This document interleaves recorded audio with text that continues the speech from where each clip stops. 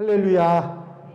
오늘 함께 읽으신 본문 말씀은 고넬료라고 하는 이방인, 그러니까 유대인이 아닌 이방인 그리스도인이 환상을 보고 베드로가 본 환상이 일치가 돼서 하나님의 뜻을 이루게 되는 기적의 장면이 나와 있습니다. 이 10장 이후의 내용들, 그 35절 이후의 내용도 보면 더 자세하게 성령 받는 얘기가 나오는데, 일단 이 고넬료가 본 환상하고 베드로가 본 환상이 놀라운 역사를, 하나님의 역사, 이방인들에게 복음이 증거되는 역사를 시작하게 되는 원인이 되는 것을 볼 수가 있습니다. 환상을 본다는 것만으로도 기적입니다. 성도들 가운데서도 환상을 본 분들도 있지만 대부분의 경우에는 이 환상을 체험하지 못한 분들이 많이 있습니다.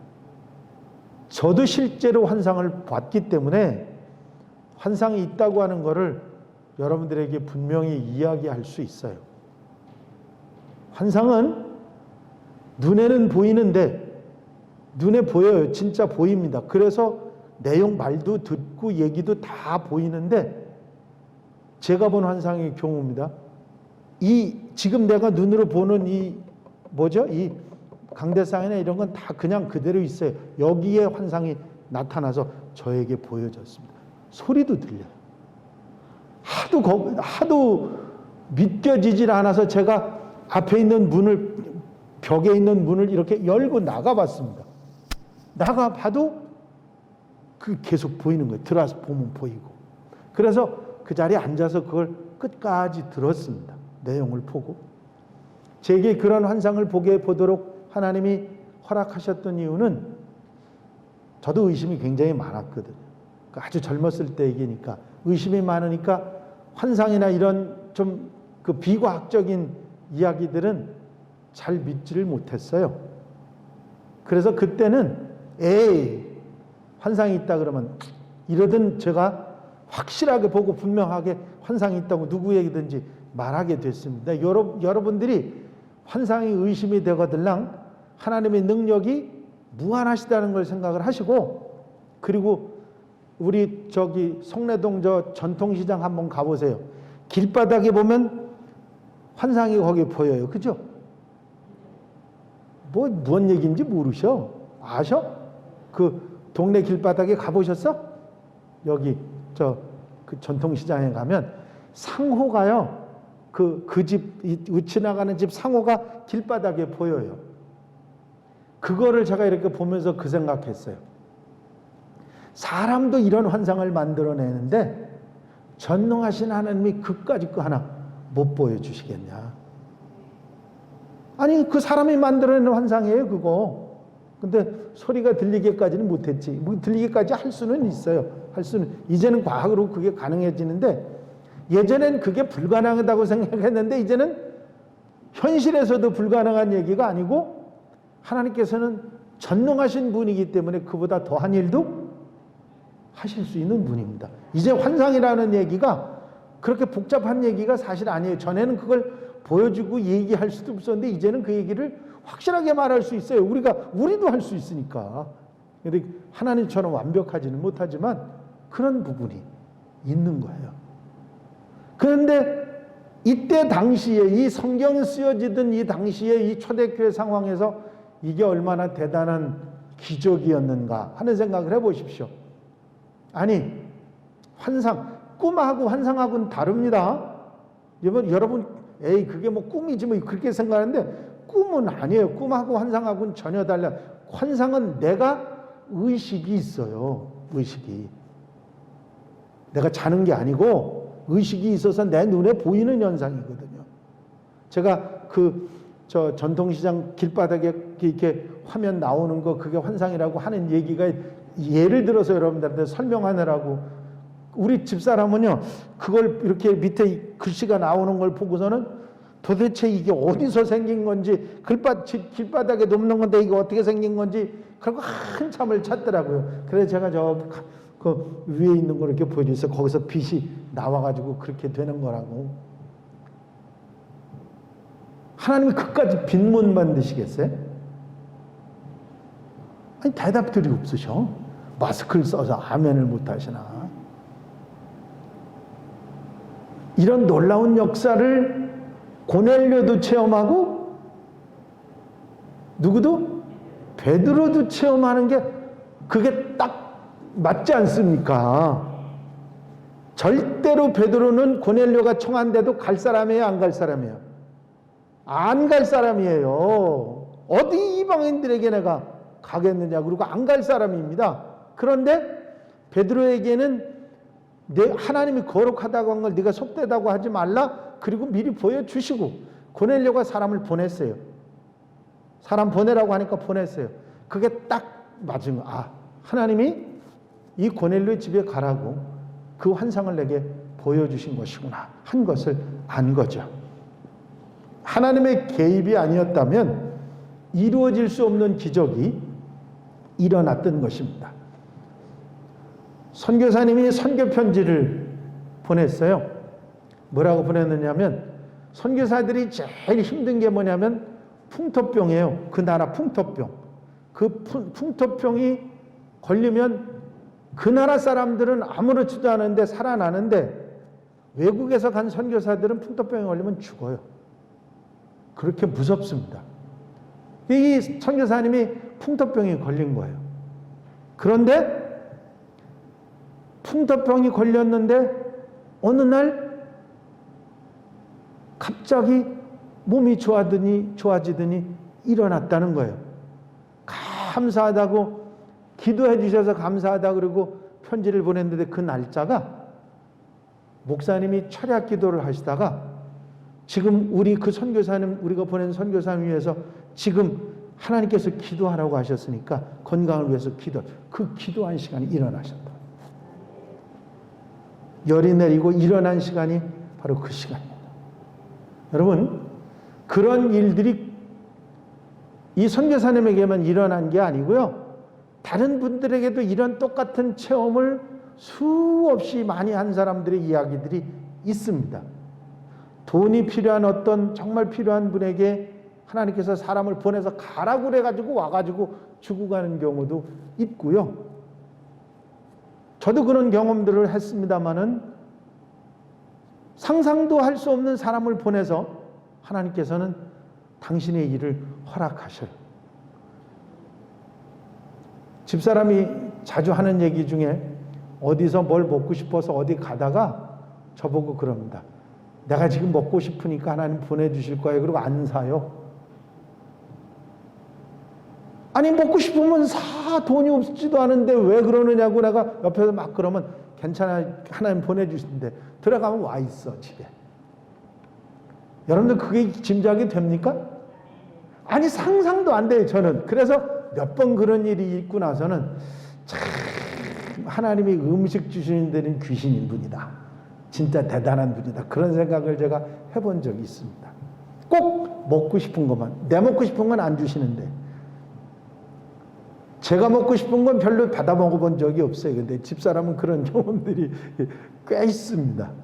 그래서 제가 웃으면서 당신 오늘 뭐 먹고 싶어? 그럼 내가 안 사줄 테니까. 그러면서 웃으면서 하는 그런 얘기들이 있을 때가 있습니다. 우스갯소리지만 우리의 삶 속에서 하나님께서 이렇게 예비하시고 허락하시는 역사가 있다고 하는 사실입니다. 아멘입니까? 이 기적의 역사, 하나님의 뜻을 이루시는 놀라운 역사를 우리가 이 성경 말씀 가운데 보고 있는 것입니다. 하나님께서 이 두 사람, 고넬료와 베드로와 절대 만날 수 없는 두 사람이 만나게 하시고 이방인에게 복음이 전해지고 성령 세례의 역사가 일어나도록 만들었던 이 놀라운 역사, 이방인의 복음 전해지는 출발점이 바로 이 시간부터 되는 것을 우리가 하나님의 역사를 이루시는 것을 볼 수가 있습니다. 그런데 이 사람들 말고도 다른 사람들을 통해서도 이방인에게 복음 전하는 역사가 일어날 수 있었지만, 이 두 사람이 특별히 성경에 기록되는 그런 기록돼서 후대 사람들에게 증거되고 전하게 되는 그런 선택받은 이유가 있다고 하는 것이죠. 제일 먼저 고넬료입니다. 이 고넬료는 성령 세례 받고 그리고 하나님의 은혜를 받을 만한, 그리고 이방인에게 복음이 전해지는 최초의 사람으로 성경 역사에 기록되고 세계 역사에 기록될 만큼 훌륭한 사람이었다는 거죠. 그가 경건하다는 얘기는 함부로 살지 않는 사람을 말합니다. 거룩하고 바르게 살아가는 하나님의 사람으로 바르게 살아가는 모습을 표현할 때 경건하다, 그렇게 말하죠.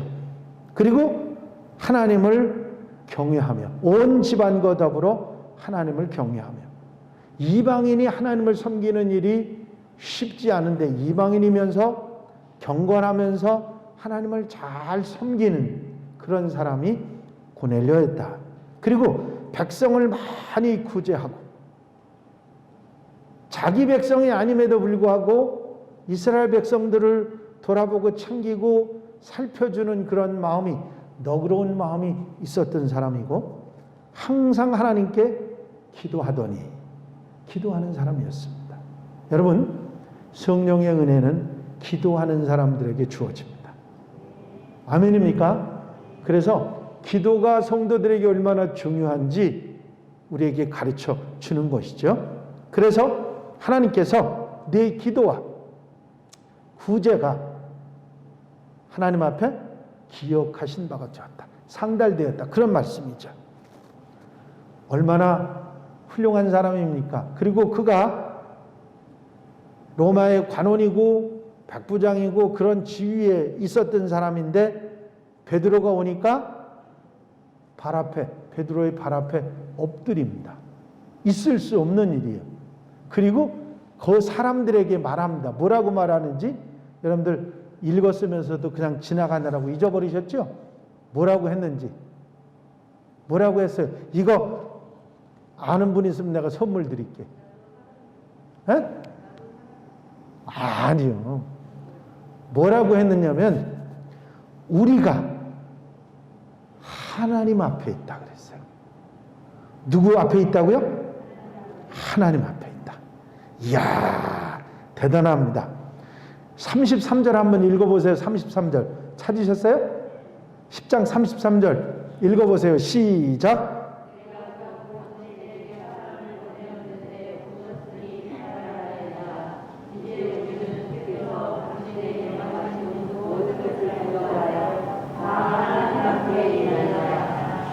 와, 대단한 말을 하고 있죠?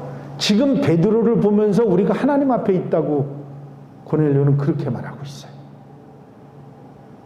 그렇게 대단하고 훌륭한 사람이 베드로를 그렇게 대할 수 있었다고 하는 거, 얼마나 겸손한 사람이고 얼마나 그가 대단한 사람인가 하는 것을 알 수가 있는 것이죠. 베드로는 또 어떠냐? 예수님의 수제자라고 하는 게 중요한 게 아니고, 하나님의 환상을 보고 음성을 듣고 나서는 거기에 순종할 줄 아는 사람이었어요. 지금까지 베드로의 고집은 절대로 이방인들하고 같이 밥 먹고 앉아서 저거 얘기할 사람이 아닙니다. 유대인 중에 유대인이었거든요. 철저한 유대인이었는데, 그가 하나님께서 내가 속되지 않다고, 거룩하다고 한 걸 내가 속되다고 말하지 말라는 말씀에 딱 고넬료가 부른다고 하는 소리를 듣고 쫓아오지 않습니까? 순종할 줄 아는 사람이었거든요. 하나님의 뜻이라면, 하나님의 말씀이라면 순종의 사람, 바로 베드로였죠. 여러분, 기적의 역사가 일어날 때 꼭 두 가지가 나옵니다. 성경에 나오는 것 중에 꼭 두 가지가 나와요. 하나는 뭐요? 믿음. 하나는 순종입니다. 거기에 하나 더 덧붙인다면 매달리는 기도가 있습니다. 간청이 있고 소원이 있습니다. 이 세 가지면 하나님의 역사들이 일어난 것들을 성경이 얼마나 많이 이야기하고 있는지 몰라요. 자, 결국은 베드로가 이방인을 위해서 하나님께서 구별하시지 않으신다는 사실을 분명히 알고서 이방인들에게도 복음이 전해야 된다는 사실을 분명히 깨닫게 되고, 이 두 사람이 만나고 두 사람이 이렇게 환상을 본 결과로 놀라운 역사. 하나님께서는 하나님을 경외하고 의를 향하는 사람은 누구든지 받으시는 분이고 성령 세례도 복음도 구별하지 않으신다 하는 사실을 천명하고 분명하게 나타내고 있습니다. 이방인에게 전해지는 복음의 시작이 고넬료의 집에서 출발하고 있는 것이죠. 이게 이 두 사람이 본 환상으로 일어난 엄청난 사건입니다. 여러분, 이런 베드로의 경험은 곧 예루살렘 교회에도 전해졌고 모든 사도와 제자들, 믿는 사람들 모두가 유대인과 이방인들을 구별하지 않고 복음을 전하게 됩니다. 오늘 우리가 복음을 듣고 복음을 나눌 수 있는 이유도 바로 이 고넬료가 있었기 때문입니다. 그가 출발점이 됐다고 하는 것이죠. 본문 말씀 가운데서 우리에게 가르쳐 주시는 교훈이 있습니다. 저를 한번 따라 하시겠습니다. 하나님은 외모를 취하시는 분이 아니시고 하나님을 경외하며 의를 행하는 자를 받으신다. 그렇습니다. 사람들이 지위나 학력이나 재산이나 능력이나 인종으로 판단하시는 분이 아니고 누구에게든지 허락하시고 복음을 주시는 분이고 그들 모두가 구별 없이 복음의 대상이라고 하는 사실입니다. 두 번째, 따라 하시겠습니다. 하나님의 은혜를 입는 사람, 쓰임받는 사람, 그 사람은 하나님을 잘 섬기며 봉사의 삶을 살고 기도의 사람이다. 아멘입니까? 세 번째, 따라 하시겠습니다. 하나님께서는 당신을 사랑하시는 사람들에게 환상을 통해서 당신의 뜻을 전하시고 이루신다. 한 사람의 경건과 은혜는 집안과 모든 나라의 복음의 출발이 되게 한다. 여러분들 가족 중에 가정 가운데 어떤 분이 복음의 씨앗이 되는 분이 있어요. 그분은 특별한 하나님의 은혜와 사랑을 받았고 그것을 시작으로 해서 그분을 시작으로 해서 온 가정이 복음화되고 나아가서는 온 집안이 복음화되는 그런 역사들이 일어나고 있습니다. 그게 얼마나 소중한지 몰라요. 다섯 번째, 따라 하시는데 겸손은 모든 그리스도인의 중요한 덕목이다. 그렇습니다. 겸손한 사람이 은혜를 받습니다. 우리가 겸손해져야 돼. 그 다음에 여섯 번째, 주님의 뜻은 순종해야 한다. 아멘입니까? 하나님께서는 순종하는 사람들을 통해서 하나님의 뜻을 이루시고 하나님의 역사를 이어나가십니다. 유대인 그리스도인들이 하지 않은 일을 이방인을 통해서 하나님께서는 역사하셨어요. 베드로도 고집을 꺾고 순종했을 때 역사가 일어났던 것이죠. 일곱 번째, 따라 하시겠습니다. 하나님은 누구에게나 공평하신 분이다. 아멘입니까? 죄를 많이 지은 사람도 나쁜 짓을 한 사람도 의롭다고 바르게 살았던 사람도 하나님께서는 그 모두를 공평하게 기회를 주시는 분이라는 거죠.